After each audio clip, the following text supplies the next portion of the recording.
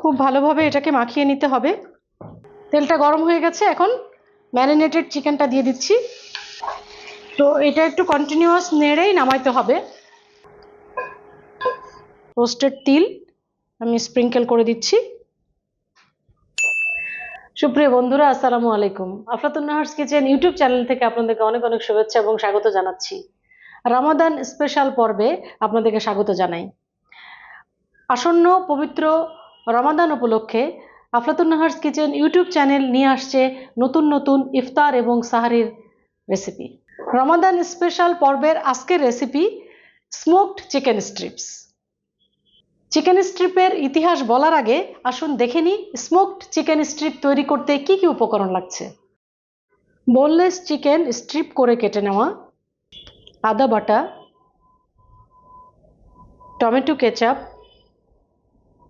রসুন বাটা, white vinegar, dark soy sauce, তিল,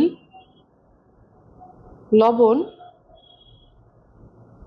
ভাজা জিরার গুঁড়া, চিলি ফ্লেক্স এবং ভাজার জন্য তেল। খুবই সামান্য এবং কমন উপকরণ দিয়ে এই অসাধারণ রেসিপিটি আমি তৈরি করতে যাচ্ছি। তো প্রথমেই আমি চিকেন স্ট্রিপগুলো ম্যারিনেট করে নিব। আসুন ম্যারিনেট করি। ম্যারিনেশনের শুরুতেই আমি যথারীতি গ্লাভস পরে নিয়েছি for ensure food safety and ensuring my hand skin. প্রথমে সয়া সস দিব 1 টেবিল স্পুন। এটা যেহেতু ডার্ক সয়া সস এজন্য আমি 1 টেবিল স্পুনের একটু কম দিচ্ছি। আপনারা যখন লাইটটা দিবেন তখন 1 টেবিল স্পুন দিবেন। এরপরে ভিনেগার 3/4 টিস্পুন। আর এখানে আমি চিকেন স্ট্রিপ নিয়েছি 350 গ্রাম। রসুন বাটা 1/2 টিস্পুন, আদা বাটা 1/2 টিস্পুন, ভাজা জিরার গুঁড়া 1/4 টিস্পুন, লবণ সমান সমান করে 1 টিস্পুন। যেহেতু এখানে আমি সয়া সস দিয়েছি এজন্য লবণের পরিমাণটা একটু কম। টমেটো কেচাপ দিয়েছি আমি 1.25 টিস্পুন। এরপরে চিলি ফ্লেক্স, এটা সামান্য 1/4 টিস্পুনেরও কম। এরপরে আমি সুন্দর করে এটাকে মাখাবো। খুব ভালোভাবে এটাকে মাখিয়ে নিতে হবে এবং মশলাটা প্রপার কোয়ান্টিটি দেওয়ার কারণেই আপনারা দেখতে পাচ্ছেন যে একদম মাংসের সাথে গায়ে গায়ে মেখে গেছে। আর আপনাদেরকে আমি কথা দিয়েছি যে চিকেন স্ট্রিপ সম্পর্কে কিছু বলবো, মাখাতে মাখাতেই বলে নিই।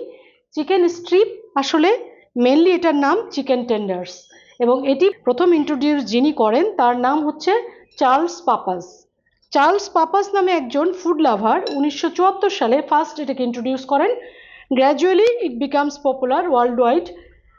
এরপরে আমাদের দেশেও এটার জনপ্রিয়তা অনেক বেশি।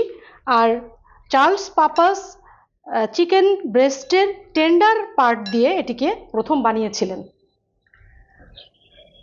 আর এটি কিন্তু শতভাগ ব্রিটিশ কুজিন। এখন আমাদের দেশেও এর জনপ্রিয়তা অধিক, বিশেষ করে বাচ্চাদের জন্য।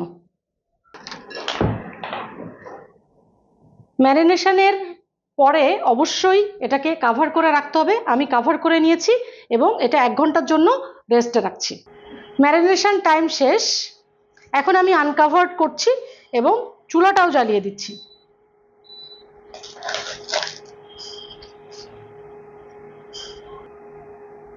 প্যানে তেল দিয়ে দিচ্ছি এবং এটা কিন্তু আমি ডিপ ফ্রাই বা শ্যালো ফ্রাই কোনোটাই করব না, এটা স্টার ফ্রাই করব। এই জন্য আমি 2 টেবিল স্পুন অয়েল দিয়ে নিয়েছি। তেলটা গরম হয়ে গেছে, এখন ম্যারিনেটেড চিকেনটা দিয়ে দিচ্ছি।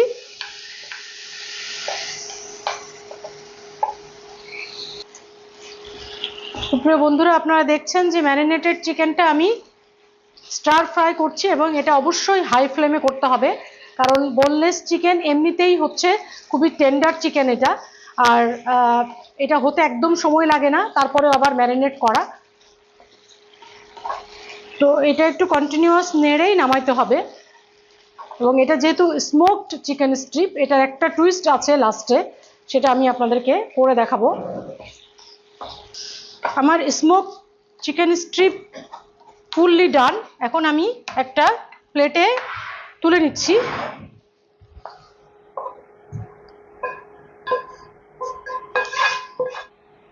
এরপরে সেই স্মোকিং যে ফ্লেভার আমি আনবো সেটা আমি কিভাবে করছি আপনাদেরকে দেখাই।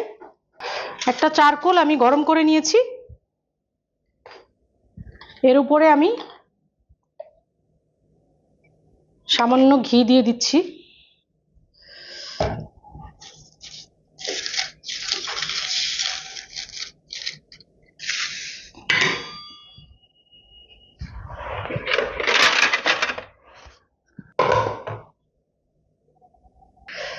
আমরা এভাবে ঢেকে দিব, তাহলে ভিতরে স্মোকি ফ্লেভারটা পুরোপুরি চলে যাবে এবং অনেক সুস্বাদু একটা স্মোকড চিকেন স্ট্রিপ তৈরি হয়ে যাবে। এখন তুলে নিচ্ছি।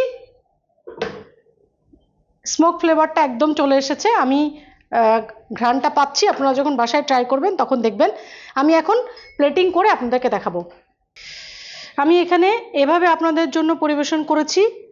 এখানে একটা সস আমি তৈরি করেছি, এটা আমার নিজস্ব একটা ইনোভেশন দিয়ে সসটা তৈরি করেছি। সেটা হচ্ছে টমেটো কেচাপ, মেয়োনেজ এবং পুদিনা পাতা বাটা দিয়ে আমি তৈরি করেছি এবং কিছু পুদিনা পাতা কুচি উপরে দিয়ে দিয়েছি। এখন উপরে সাদা তিল, অবশ্যই এটা রোস্টেড হতে হবে, রোস্টেড তিল আমি স্প্রিঙ্কেল করে দিচ্ছি। আর সামান্য চিলি ফ্লেক্স, এটা অপশনাল, দেখতে ভালো লাগে বলে দিলাম।